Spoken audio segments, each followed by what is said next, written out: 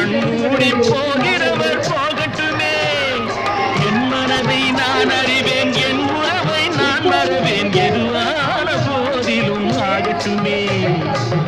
நன்றி மறவாத நல்ல மனம் போதும், என்றும் அதுவே என் மூலதனம் ஆகும். கண்ணை நம்பாதே, உன்னை ஏமாற்றும், உன்னை ஏமாற்றும் நீ காணும் தோற்றம் உண்மை இல்லாதது. அறிவை நீ நம்ப, உள்ளம் தெளிவாகும், அடையாளம் காட்டும் பொய்யே சொல்லாதது.